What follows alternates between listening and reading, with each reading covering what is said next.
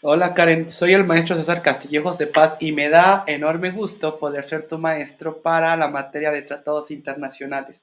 Esta materia, cuando hablamos de tratados internacionales, obviamente por tu maestría, que es en gestión de negocios, va un poquito más allá del contexto jurídico, que no te preocupes, lo vamos a ver, pero sobre todo nos vamos a enfocar pues estos tratados internacionales en materia de comercio exterior, que es lo importante para ti y por ello voy a enfocar toda mi energía, esfuerzo y responsabilidad a hablarte, pues ahora sí que más detallado a la maestría, sin ningún problema de que tu servidor pues sea abogado, ¿ok?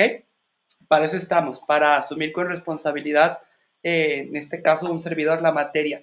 Y por ello quisiera yo empezar hablándote acerca del escenario del nuevo comercio internacional y sobre todo darte una perspectiva histórica y sociológica para poder entrar de lleno y sepas por dónde vamos a encauzar todo el desarrollo de la materia. Te digo por qué esto, porque hasta 1945 el comercio internacional pues se caracterizaba por una dimensión estatal de los poderes económicos privados, que además eran fuertemente apoyados por la política expansionista de los estados de donde procedían. Por entonces el número de dichos estados era muy reducido y eran aquellos en donde la acumulación del capital en capital financiero como consecuencia de la revolución industrial, habían propiciado una política de expansión internacional. Y estos países pues eran Francia, Gran Bretaña, Estados Unidos. Más a partir de 1945 pues fue menester la adopción de un orden normativo capaz de responder al reto de un cambio radical en las relaciones económicas internacionales. ¿Por qué? Porque el régimen del comercio internacional ya no respondía al esquema demoliberal de las economías estatales que en el plano internacional se traducía en tres principios básicos, los cuales con mayor o menor intensidad estuvieron presentes a lo largo de todo el pasado siglo en las disposiciones internas de los estados y en la generalidad de los convenios de comercio. ¿De qué principios hablo? Bueno, hablo en primer lugar del principio de libertad de comercio, que era un fiel reflejo del liberalismo económico proclamado por la Revolución Francesa. En segundo término, el principio de libre cambio, que era este principio vencedor del proteccionismo que había caracterizado el periodo anterior e indispensable para el desarrollo de las transacciones internacionales. Y por último, el principio de la igualdad de trato entre extranjero y nacional en materia mercantil. La nueva situación del comercio se proyectaba, por el contrario, a una escala universal como consecuencia obligada del acontecimiento político, económico, social surgido de la posguerra. Basta retener la revolución tecnológica y demográfica vinculada a los requerimientos de una política de desarrollo y de reconstrucción de un mundo gravemente damnificado tras la contienda. Se trataba de exigencias que al proyectarse en un plano internacional alteraron los planteamientos clásicos del capitalismo burgués y del nacionalismo estatal. Una nota característica de nuestro tiempo, pues es la vocación de los estados a relacionarse económicamente con el exterior, superando situaciones de autarquía económica. La historia siempre nos ha comprobado que los beneficios de las transacciones comerciales internacionales que han permitido la especialización y por ende el aumento de la productividad con la subsiguiente mejora de las posibilidades de consumo. Precisamente esta especialización se consigue a través del comercio internacional al permitir el desarrollo de las posibilidades de producción y de consumo. Sin su existencia quedarían relegadas a lo producido en el entorno económico de la autarquía.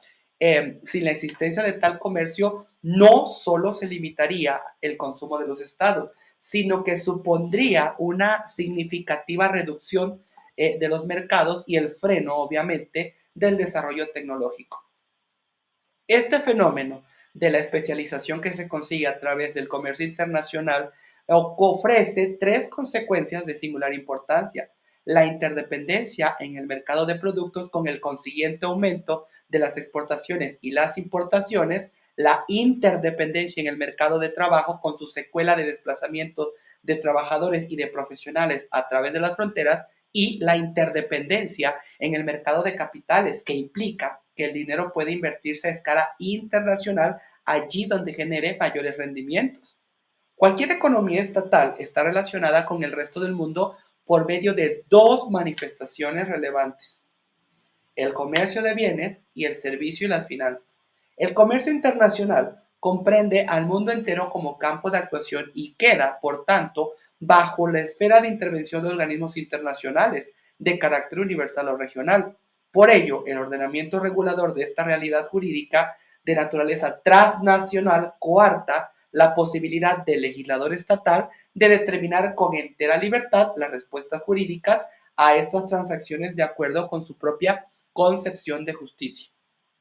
Los aranceles han disminuido en importancia desde la Segunda Guerra Mundial, debido en gran medida a tratados internacionales como lo fue en su momento el Acuerdo General sobre Aranceles y Comercio, que era el GATT, o el constitutivo de la Organización Mundial de Comercio, y la formación de áreas de libre comercio y de uniones aduaneras como la CE, Mercosur o el TLCAN en México.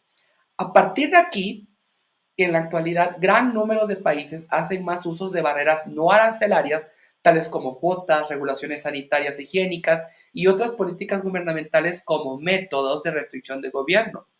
Un sistema de comercio internacional ha de establecer en la hora actual una serie de principios rectores. En concreto, dicho comercio debe de ser en primer lugar no discriminatorio. Un país no debe de discriminar entre sus interlocutores comerciales y tampoco debe de discriminar entre sus propios productos, servicios o ciudadanos y los productos, servicios o ciudadanos extranjeros. Es decir, se les concede el trato nacional. El comercio, en este contexto, debe ser en segundo lugar más libre. Los obstáculos se deben de reducir mediante negociaciones. Y en tercer lugar, el comercio internacional debe de ser previsible. Las empresas, los inversores y los gobiernos extranjeros deben de confiar en que no se establecerán arbitrariamente obstáculos comerciales que incluyen los aranceles, los obstáculos no arancelarios y otras medidas. Un número creciente de compromisos en materia de aranceles y de apertura de mercados se consolidan en la Organización Mundial de Comercio. Asimismo, el comercio deberá ser más competitivo, se desalientan las prácticas desleales como las subvenciones a la exportación o el dumping de productos a precios inferiores al costo para ganar partes de mercado. Por último, querida Karen, quiero decirte sobre el tema que el comercio debe de ser más ventajoso para los países menos adelantados. ¿Por qué? Porque tenemos que darle más tiempos para adaptarse, una mayor flexibilidad y privilegios especiales que vamos a ir viendo alrededor del desarrollo de la materia. ¿Cómo vamos a trabajar? No te preocupes, conforme vayamos avanzando en clases, yo te voy a dejar clases pregrabadas y te voy a dejar toda la información en plataforma en donde te voy a dejar los trabajos parciales, te voy a dar días para que los puedas realizar sin ningún problema. Vamos a aperturar un foro por cualquier duda que tengas y también te voy a dejar establecido de una vez el trabajo final para que lo empieces a hacer sin ningún problema. Pero por mientras, nuevamente, te digo, me da mucho gusto ser tu maestro y verás que la vamos a pasar muy bien en la materia, en esta materia de tratados internacionales para tu maestría de gestión y negocios. Gracias, nos estamos viendo.